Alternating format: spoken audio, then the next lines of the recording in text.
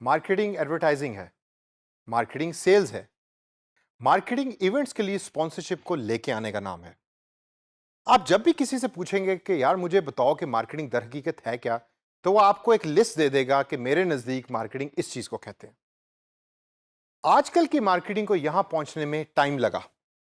इस टाइम को हम कहते हैं एवोल्यूशन प्रोसेस। इस सेशन के अंदर मैं आपको बताऊंगा कि एवोल्यूशन ऑफ मार्केटिंग कैसे हुई। टोटल 7 ऐसे दौर या 7 ऐसे इराज कि जिसके थ्रू मार्केटिंग इस प्रोसेस तक पहुंची, और हम उसकी डिटेल के अंदर जाके एग्जांपल्स के थ्रू लर्न करेंगे कि मार्केटिंग दर हकीकत है क्या या क्या थी इन सब दौरों के अंदर। तो आइए सबसे पहले दौर के बारे में बात करते हैं। The first era was trade era. पुराने जमाने की बात है। ट्रेड इरा के अंदर ना मशीनें हुआ करती थी, ना आपको ऑटोमेशन नजर आती थी, ना फैक्ट्रियों के अंदर लोग जाके काम किया करते थे। तो फिर क्या करते थे वो? बार्टर सिस्टम का नाम सुना है आपने? बार्टर सिस्टम से मुराद यह है कि मेरे पास कपास है और आपके पास गंदम है, आओ एक्सचेंज करें। तो उस दौर के अंदर मार्केटिंग नाम था एक्सप्लोरेशन का, या यह देखना कि दूसरा बंदा जो है वो क्या प्रोड्यूस कर रहा है जिसका मुझे फायदा हो सकता है। यह वही दौर है कि जिसके अंदर हमने गैस को भी एक्सप्लोर किया, जिसके अंदर इंसानियत ने ऑयल को भी एक्सप्लोर किया। तो उस जमाने में मार्केटिंग एक्सप्लोरेशन को कहते थे। अब आता है दूसरा दौर जिसको हम कहते हैं प्रोडक्शन एरा। इसके बारे में तो आप जानते ही होंगे। यह दौर शुरू हुआ 1860 से लेकर 1910 तक। इसके अंदर फैक्ट्रीज लगी, मशीन्स लगी, लोग फैक्ट्री जाना शुरू हुए।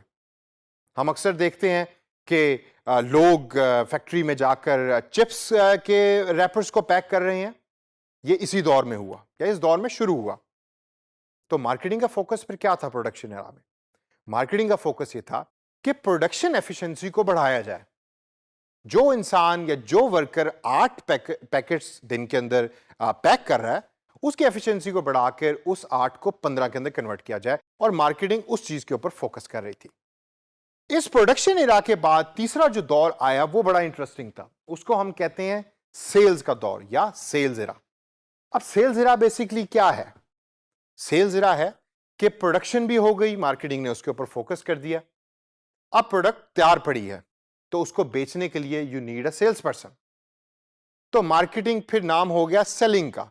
आप अच्छे से अच्छे सेल्स के लोग हायर करते थे, उनको प्रोडक्ट्स के बारे में बताते थे, और वो जाके मार्केट के अंदर प्रोडक्ट्स को बेचा करते थे।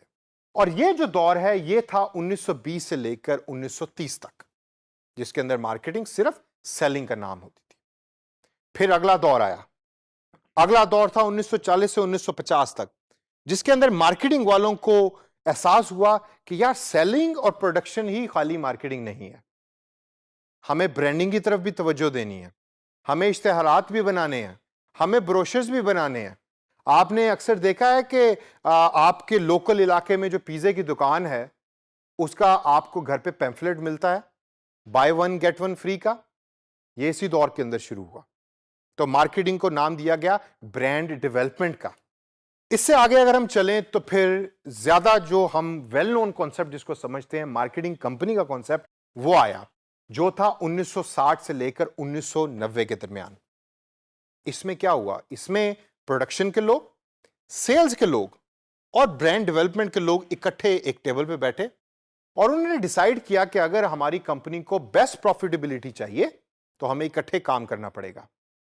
तो फिर सारी कस्टमर स्ट्रेटजीज जो बनने लगी वो इकट्ठे बैठ के बनने लगी, और hence it is called the marketing company era. अब आगे चलिए। कंपनी ने जैसे प्रॉफिटेबिलिटी की तरफ सफर तय करना शुरू किया, तो 1990 में जाके उनको यह पता लगा कि कस्टमर के पास चूंकि ऑप्शंस बहुत ज्यादा हैं, तो खाली सेलिंग और ब्रांडिंग ही हमारे काम नहीं आ रही। तो भाई अगर ब्रांडिंग और सेलिंग काम नहीं आ रही तो फिर then what is the answer? The answer was relationship. Company ने यह डिसाइड किया कि आओ कस्टमर के साथ रिलेशनशिप करो और कस्टमर की तरफ हाथ बढ़ाओ ताकि वो आपका इवेंचुअली लॉन्ग टर्म कस्टमर बन सके। That is called the relationship era. और फिर दौर आया मेरे और आपकी तरह के जवान लोगों का, जिसको हम कहते हैं सोशल मीडिया मार्केटिंग एरा। ये सोशल मीडिया मार्केटिंग एरा क्या है? ये वही एरा है कि जिसके अंदर मैं और आप इस टाइम सांस ले रहे हैं। 2010 से ऑनवर्ड जब डिजिटल टेक्नोलॉजीज आम हुई तो कंपनीज ने यह देखा कि रिलेशनशिप हमें अब डिजिटाइजेशन की तरफ करना चाहिए, यानी कि कस्टमर ज्यादातर अवेलेबल डिजिटल टेक्नोलॉजीज के ऊपर है, सोशल मीडिया, फेसबुक के ऊपर। आप अगर अपनी एग्जांपल देखें तो आप ज्यादातर दिन का टाइम फेसबुक पे गुजार रहे हैं या यूट्यूब पे गुजार रहे हैं। तो कंपनीज ने ये डिसाइड किया कि चलो फेसबुक पे या यूट्यूब के ऊपर जाकर एडवर्टाइजमेंट करो और कस्टमर के साथ रिलेशनशिप बनाओ, जिसके थ्रू हमारी प्रॉफिटेबिलिटी जो है वो इंक्रीज होगी। इन सब दौरों से गुजर के मार्केटिंग अपने एवोल्यूशन प्रोसेस को कंप्लीट करता है। लेकिन इसके बाद मार्केटिंग क्या प्रोवाइड कर रहा है कंपनीज को, तो आइए देखिए। Number 1, exploring new avenues. Exploring new avenues से मुराद है कि आप अपॉर्चुनिटीज को देखते हैं, आप अपॉर्चुनिटीज को सर्च करते हैं। सेकंड नंबर पे ऑप्टिमाइजिंग प्रोडक्शन, प्रोडक्शन की एफिशिएंसी को बेहतर करने के लिए मार्केटिंग अपना किरदार अदा कर रहा है। थर्ड नंबर के ऊपर है क्रिएटिंग एंड एडवर्टाइजिंग ब्रांड, मतलब आप ब्रांड के कलर्स को डिसाइड कर रहे हैं, ब्रांड के थीम को डिसाइड कर रहे हैं ताकि कस्टमर आपके ब्रांड को अपने जहन के अंदर रख सके। चौथे नंबर पे है हमारे पास making company wide efforts interesting, यानी कि पूरी कंपनी को एक गोल के लिए काम करना है, जिसके अंदर मार्केटिंग बहुत ही इंपॉर्टेंट रोल प्ले कर रहा है। अगर आप शहद बनाने वाली कंपनी है और आपकी टैगलाइन है कि हमारा शहद सबसे मीठा है, तो आपका सेल्स का बंदा भी मीठा होना चाहिए, वरना सेल्स का बंदा तो कड़वा है और शहद मीठा है तो आप कस्टमर कभी भी जीत नहीं सकते। पांचवें नंबर पे हमारे पास है क्रिएटिंग कस्टमर रिलेशनशिप, सबसे इंपॉर्टेंट। आपने अगर कस्टमर का रिलेशनशिप विन कर लिया तो सारी जिंदगी कस्टमर कभी कहीं भागने नहीं लगा। और last but not the least, involving communities, involve करके इंप्रूव करना। कम्युनिटीज से क्या मुराद है, मेरी और आपकी तरह के लोग। जब आपने रिलेशनशिप कस्टमर के साथ बिल्ड कर दिया तो वो कस्टमर अगले बंदे को बताएगा, तो एक कम्युनिटी बन जाएगी आपकी कंपनी के इर्द गिर्द।